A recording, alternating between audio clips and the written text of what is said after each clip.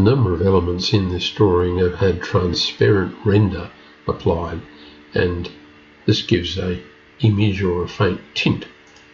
This one here has a transparency of 120.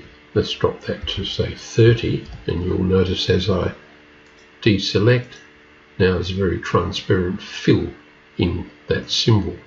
When you use transparency, and there are good reasons for using it, the only way we have to print is to go File and Save as a PDF. That will print transparency, but the resolution is not as good as when you print to a CutePDF writer, to a proper PDF writer.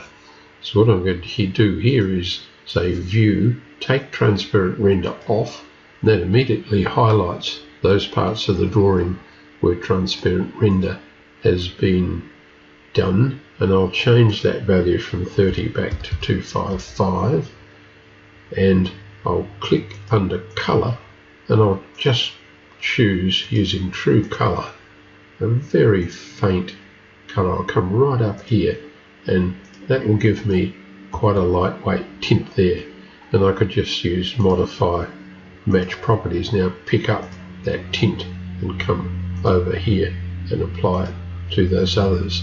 So now we can print this drawing to a proper PDF writer, and we'll get a faint appearance on those symbols, but colour will come out and the resolution will be excellent.